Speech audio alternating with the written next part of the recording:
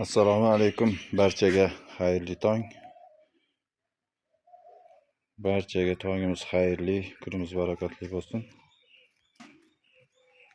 Sizlar bilan birgalikda hovlidan ozgina obzor qilamiz. Chunki savollar juda ham ko'p berilgan. Shu savollarga qisqacha ozgina tushuncha javob berib o'tib ketishga harakat qilaman.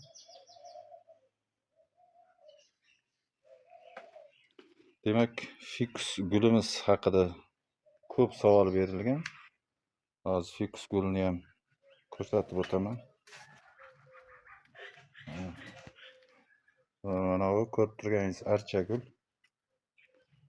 Tuvakka mana shu holda ekilgan.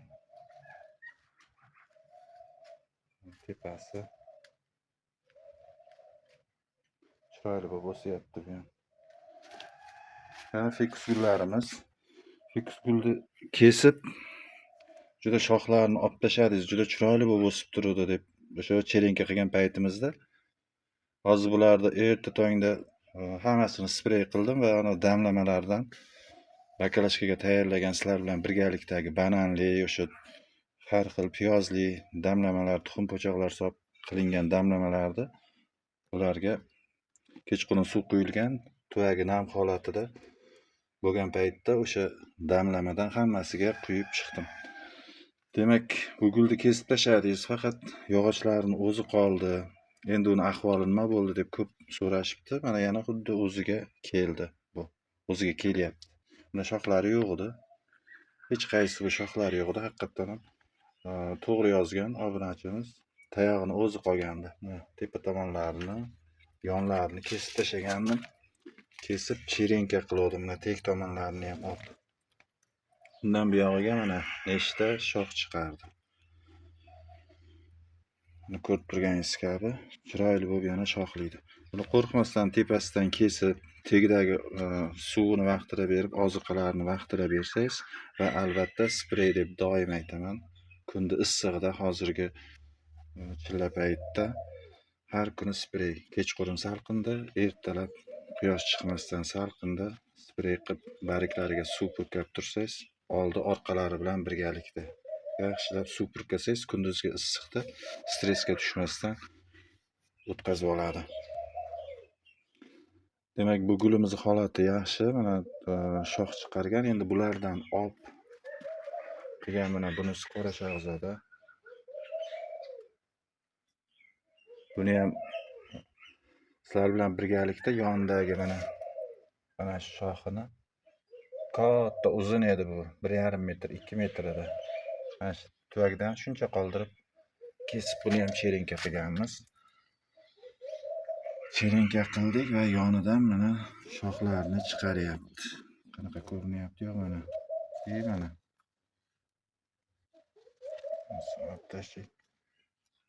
Mana.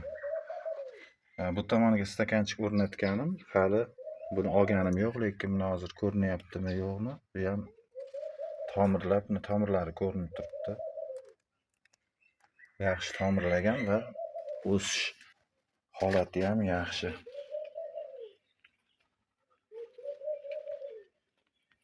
Chunki ikki tomonlama oziq qolyapti, hozir ustidagi yangi barigini plenkasini olib tashlayman. O'sish holati yaxshi, bir-biriga xalaqit bermayapti. Chunki ham bu yoqdan tomirlagan, ham tegidan oziq qolyapti, yonidan tegida kesilgan joylari shox chiqarishda davom etyapti.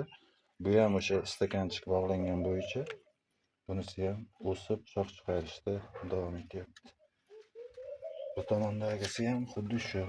Mana ko'rib turganingiz kabi shox chiqaryapti. Nechta shox bunda.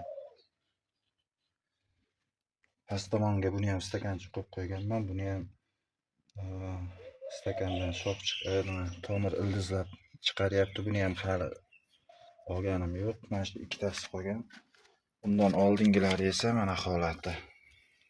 Bular ham mana chiroyli bo'lib o'sib, o'sha cherenka qilganimiz turgan joyida mana shuni ildizlatganlarimizni holatlari bakalashkaga ekkan sizlar bilan birgalikda. Mana ular ham o'sib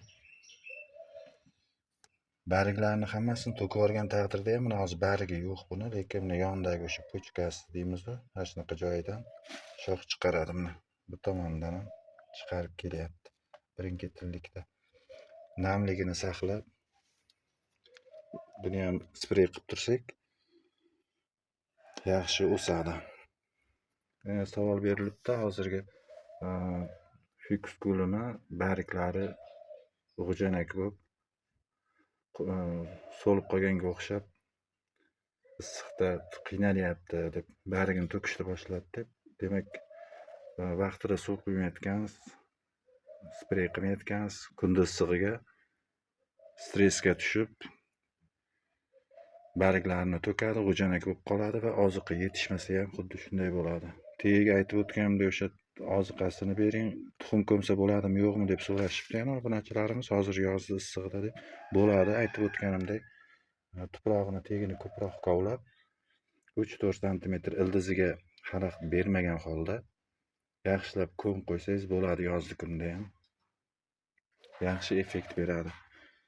Yantarni kislota bilan aytib o'tganda o'sha videomga kirib ko'rsangiz ham bo'ladi. Yantarni kislota ishlatsangiz ham bo'ladi. Sprey qilishingizga ham 1 litrga choy qoshiqda u ichida 1 gram emas, yarim gram mo'ljallab 1 litrga eritib olib yaxshilab sprey qilib ildizidan bersangiz ham o'sha stressdan chiqarishga yaxshi yordam beradi.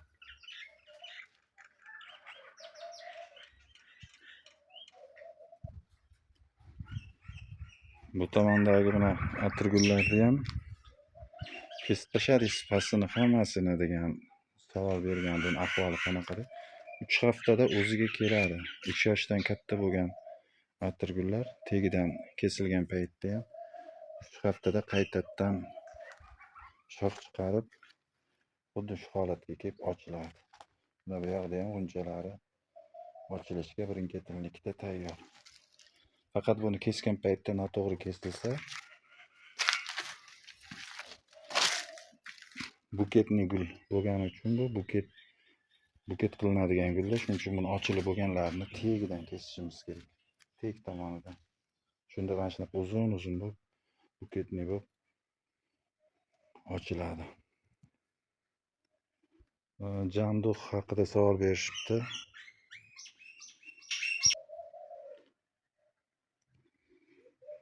Janduq mana shu ko'rib turganingiz janduq kechagi kuni chiqargan ekramda ham janduq ishlatganman. O'sha janduq nima deb xorazmlik kuzatuvchimiz so'rashibdi. Janduq haqida alohida video chiqarganman. Janduq nima degan savolga javob berib, buni ko'rmagan menimcha. Janduq mana shu ko'rib turganingiz janduq bo'ladi. Lobiyani poyasiga o'xshaydi. Poyasi xuddi mana shunaqa holatda mevasini soladi. Janduqning mevasi mana shu seldireymi debdi, janduq degani debdi. Seldirey emas, seldirey boshqa narsa. Seldirey ko'kat turiga kiradi, bu loviya turiga kiradi. Loviyani bitta oq loviya, qora qosh loviyamiz bor, o'shani bitta sherigi desak ham bo'ladi buni. Mana shu holatda mana shu janduq bo'ladi. Qayerdan olamiz deb savol berishibdi. Buni bozorda zelinchilar, ya'ni ko'kat sotadiganlar sotadi. Pachkalab mana shunisini 5-10 ta donasini bog'lab qo'yib uzun-uzun bo'ladi. Shu holatda sotiladi. Janduq mana shu bo'ladi. Tepaga qarab ip bilan bog'lab tortib qo'ysangiz, bemalol o'sib kuzgacha ham soladi. Mana bu qurigan holati, shu urug' bu. Urug' holiga keladi mana shunisi. Ichida qora urug'i bo'ladi. Gohida qora, bir xillarida qizil. Mana shunaqa urug'i bo'ladi. Pishib o'tgandan keyin o'zi mana shunaqa qurib urug' holiga keladi. Xuddiki qora oq loviyamiz borki ishlatadigan. Qora qosh loviya deyiladi. Xuddi o'shanga o'xshab. Janduq so'raganlarga mana shu janduq xuddi shu holatda bo'ladi. Menimcha viloyatlarda ham nomi nima deyiladi deb so'rashibdi. Menimcha u yoqda ham janduq deyiladi, boshqacha nomini men o'zim bilmayman. Uyg'ur oshxonasi busiz bo'lmaydi. Gangpangismi, Uyg'urcha lag'mon, hattoki o'zbekcha cho'zma lag'monlar ham busiz bo'lmaydi. Qovurma lag'monlarga hammasiga mana shu janduq ishlatiladi. Ikralarga, salatga, kartoshka bilan qovurishga. O'zbek oshxonasida lekin bunga uncha ehtiyoj sezilmaydi. Busiz ham bo'laveradi ovqat, lekin buni mazasi o'zgacha bo'ladi. Bu ishlatilgan paytda. Uyg'ur oshxonasida ko'p ishlatiladi bu.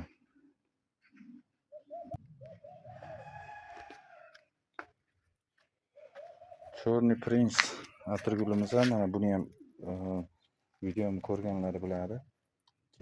Tagidan kesib tashlagandim. Bu ham 2-3 haftada mana shu o'z holiga kiradi. Bu hali kuzgacha yana kesiladi. Bular ochilib bo'lgandan keyin teg tomondan yana kesaman. Shuning uchun yozda ham mana shu yaroqli bo'lganlarni cherenka qilaman. O'sganicha tarakka. O'tgan safar ham ko'pini kesib yoqvordim. Chunki kesib turmasangiz bu tepaga qarab o'sib, hamma joyni egallab, xunuklashib ketadi. Shuning uchun ochilib bo'lgandan keyin buni albatta kesib turishimiz kerak. Buni g'unchalari chiroyli bo'lib, birin-ketinlikda ochadi. To'xtab qolmaydi hech qachon.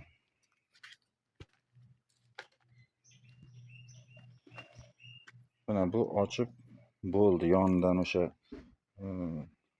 shoxlarni qayirib o'stirganim. Buni ham endi tegidan kesaman, yonidan yana ham ko'p bo'lib chiqadi. Buni ham kesib tashlayman tegidan.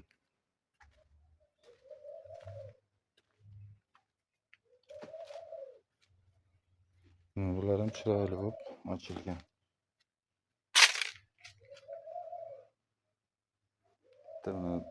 Gultoji xo'roz.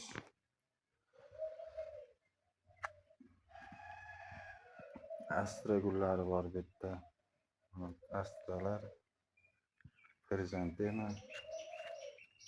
Bu yoqda mana xina gullari. Bu esa qo'qon gul deymizmi, tirnoq gul deymizmi? Katta salviya, rayhon.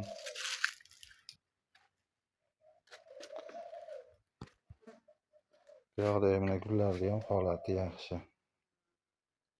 Chiroyli bo'lib o'sishda davom etyapti. Bularga men hozir ertalabdan aytib o'tganimdek o'sha tayyorlangan damlamalarni berdim. Bugun oldiq, erta tongda gullar bilan shug'ullandik. Anorni pastlarini olib tashlabsizmi, tagiga gul ekibsizmi deb savol beribdi. Endi ahamiyat bergan odammiz. Anorni tagiga ekkanman dedim. Mana anorni pastidan boshlab bunaqa shoxlarni olib tashlayman-da men. Mana bunaqa yangi chiqargan shoxlarni. Bularni ham hammasini olib tashlayman, chunki daraxtga o'xshab o'stiraman, tagidan anaqa ketmasin deb. Joy qolsin mana shu gullarga deb, mana tepasiga kelib qoldiraman-da. Mana shu shaklda tepasidan meva solaveradi.